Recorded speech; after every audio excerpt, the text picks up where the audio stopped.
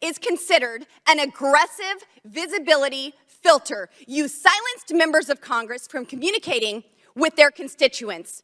You silenced me from communicating with the American people over a freaking joke. Now, who the hell do you think that you are? Election interference? Yeah, I would say that was taking place because of you four sitting here. All right, guys, so as you may know, because of my last video of AOC having a complete meltdown in Congress because Republicans are having a hearing on the censorship of the Hunter Biden story, mainly done by Twitter.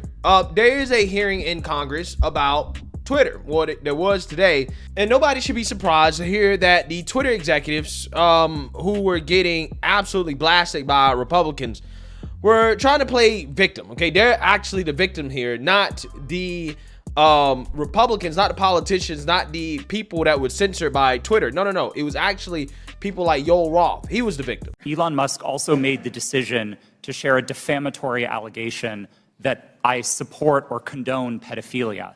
And this lie led directly to a wave of homophobic and anti-Semitic threats and harassment against me, of which Twitter has removed vanishingly little. And following the Daily Mail's decision to publish where I live, ultimately I had to leave my home and sell it.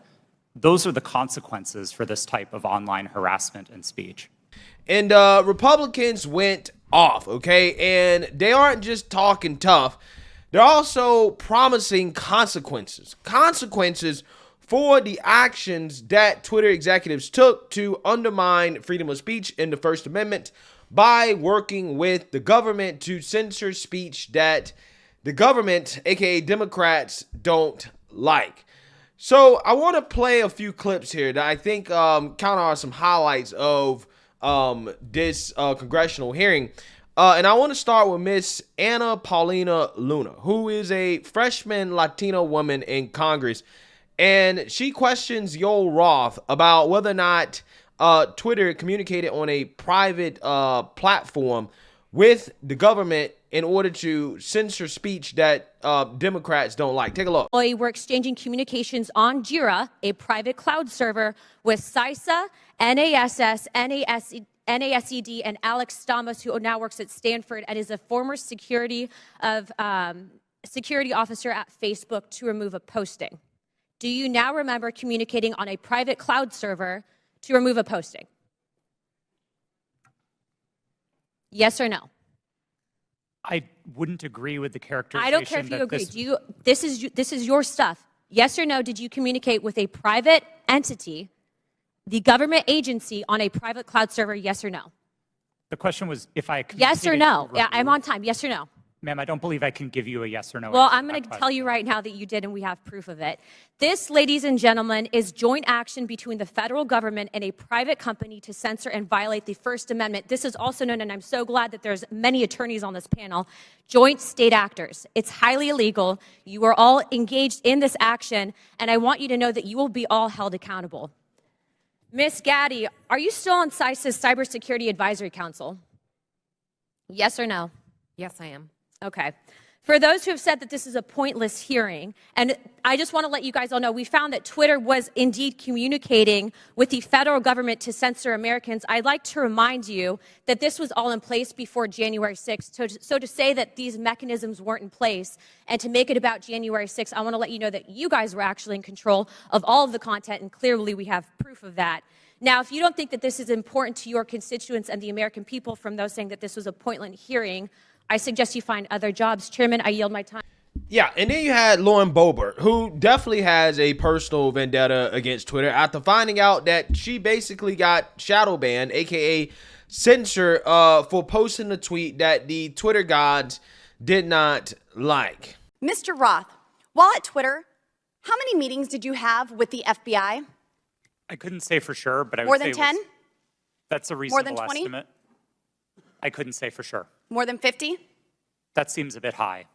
Many meetings with the FBI. Well, we know how many FBI agents worked at Twitter while you were there? I don't believe any active FBI agents. Former FBI agents. How many worked there while you were there? I'm aware of perhaps 2. Well, we know of at least 9 because they started the BU group chat, BU for Bureau. Now, Mr. Roth, did the FBI ever ask you to share information like users' communication data without going through proper legal channels? No, they did not, and I would have refused if they had. That's correct. I see that you denied Agent Chan's request for access to Twitter's data feed.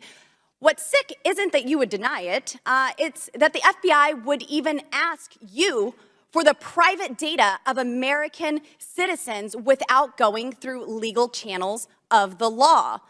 Now, I want to remind you, Mr. Roth, that you are under oath. Did the FBI ever ask you to do anything that was illegal or questionably legal? I'm not a lawyer, but certainly not to the best of my recollection or knowledge. Now, from the hearing that I've been a part of today, it's almost impossible to tell where the FBI ends and where Twitter begins. We have Mr. Baker here, a former FBI agent, and there seems to be a revolving door between the FBI and Twitter itself. Even Mr. Baker said that there was no collusion with the federal government and Twitter. But Mr. Baker, that's you. You are the collusion between the federal government and the FBI. And now with it, this is such a problem because we're seeing censorship all over. Mr. Roth, Ms. Gaddy, did either of you approve the shadow banning of my account at Lauren Boebert?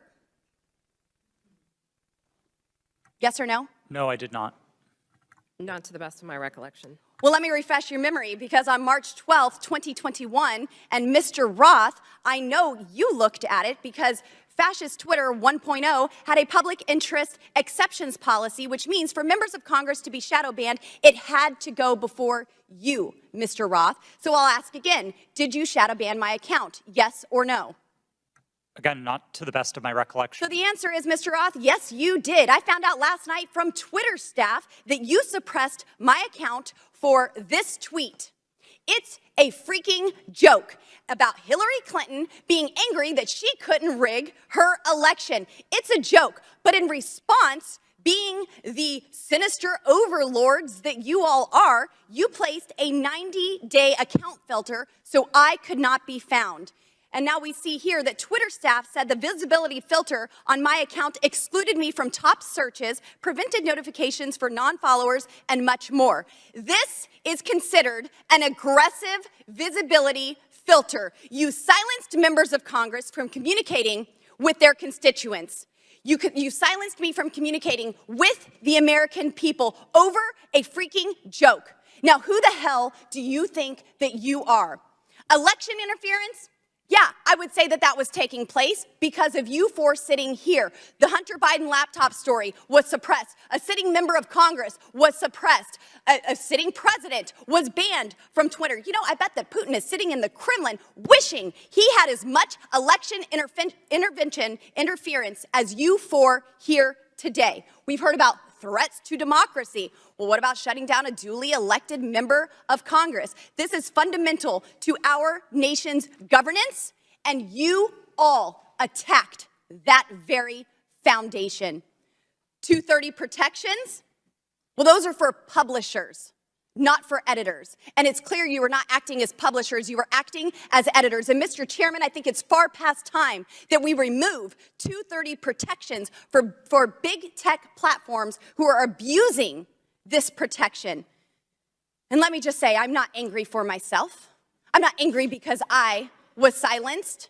I can reach out to Elon and to his staff, and I can see what's happened.